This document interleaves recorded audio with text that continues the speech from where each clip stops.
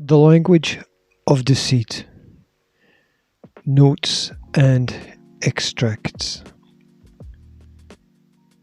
The psychology of control mechanisms. States of mind. Are we living our lives based on our own decisions? Or does somebody else quietly guide us through subtle systems of manipulation to the conclusions that they would like us to have? We are born into an authority, and our survival depends on accepting this authority. Within this framework, there has always been a plan to harness the human minds through psychological techniques for the eventual benefit of others.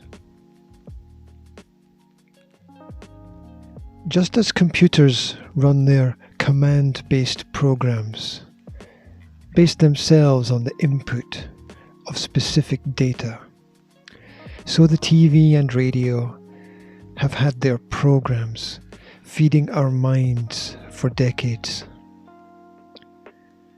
Control of the brain has been history's greatest game. Every article has an angle, and every agent of change serves an agenda. In the end, promotion leads to motion. All we know is all that we have been told. So, our intuition is in constant conflict with this version of reality. This is why the general public is instructed rather than educated.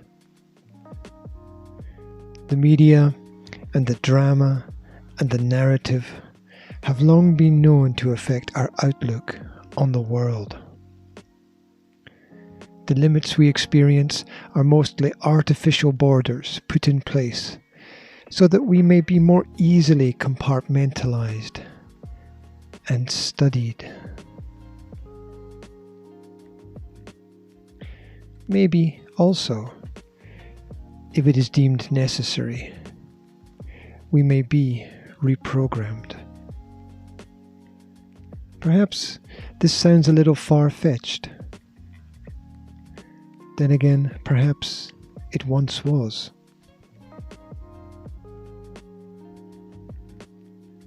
The strange truth is that anybody can use this knowledge to their advantage, if they so wish. As early as our childhood, our ideas and ideals are formed and shaped and customized. Values are given and importance and rank are taught. The truth that none of us are equal has been twisted into the cultural revolution that we all have to work together to correct this non-error.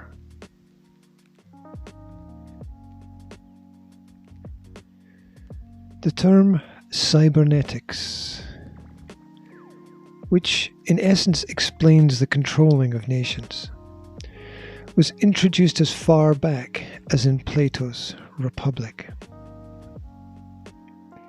It defines the process of the understanding of how to erase the individual.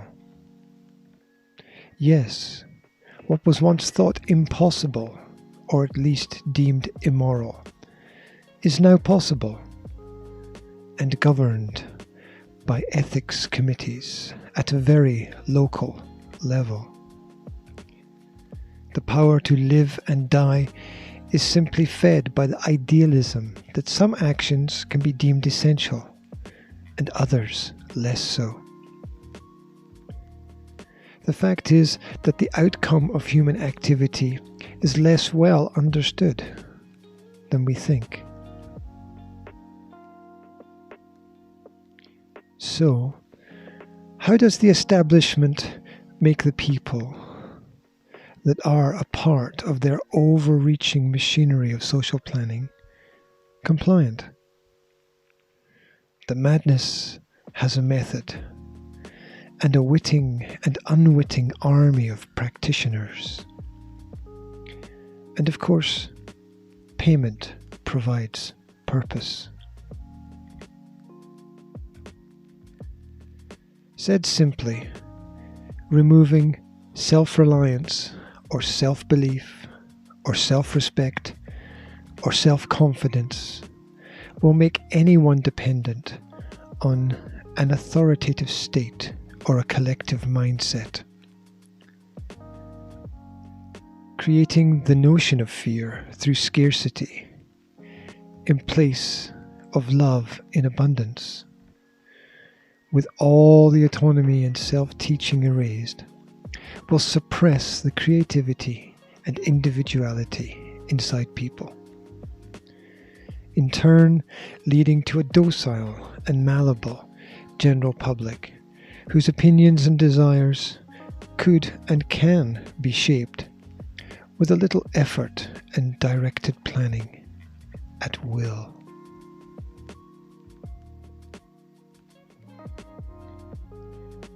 Even before the Great Wars, the government of the United Kingdom had heavily funded the studying of human behaviour and many other fantastic and miraculous innovations in controlling and shaping our thoughts and behaviour.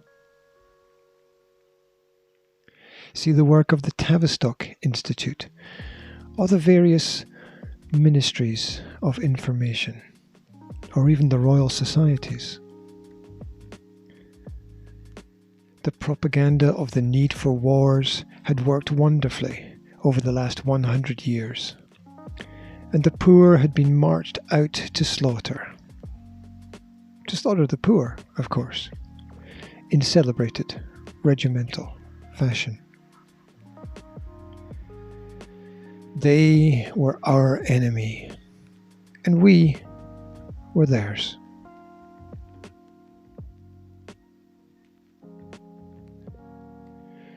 Technology allowed the strategic placement of campaigns of information to influence public opinion and move populations.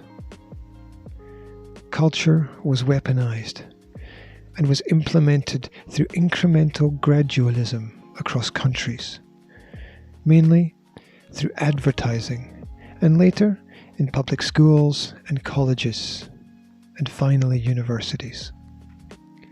Over time, all the ducks got in line. Sometimes this improved the quality of life, such as in areas of clean drinking water and sanitization. But always it altered the native landscape of ideas and thinking.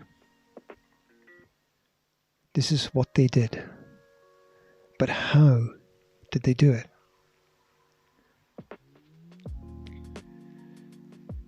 The base of modern Western education and learning is copied from the 1819 Prussian educational system, a militaristic form of mind control designed to create obedience. The Prussian government used it to make soldiers who would blindly obey the authorities. These armies of soldiers could then be sold to the highest bidder. Their system of schooling, where the young were forcibly removed from their families, was so successful that Prussia overran the neighbouring countries and grew to become Germany.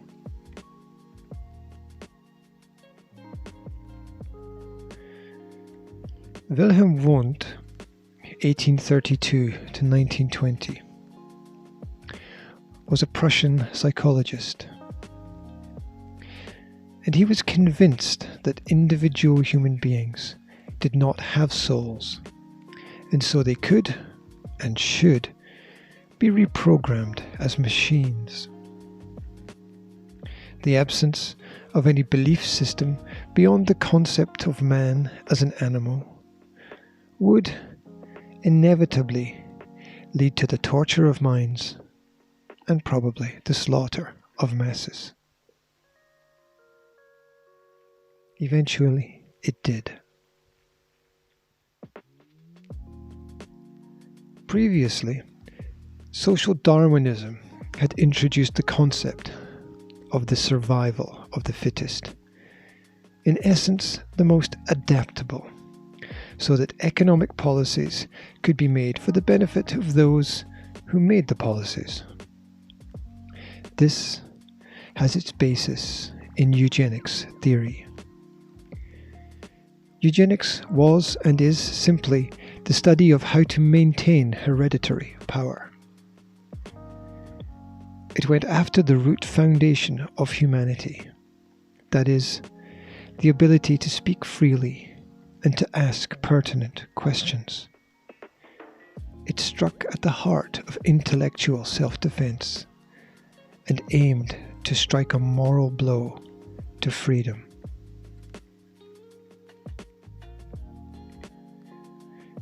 The movement of these mechanisms of control down throughout history has enraged populations so much and so often that it has had to be clouded in doublespeak and secrecy. Admissions of its relevance and existence are few and far between, even though their effect is visible on all aspects of daily Western life. This invisible philosophy, or perhaps psychopathy, has altered its name each time the general public has come to understand what it really meant. Genetics became eugenics. Eugenics became bioethics. And finally, bioethics became life sciences. It's all Orwellian in every aspect.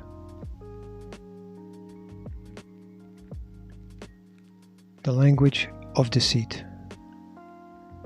Notes and extracts.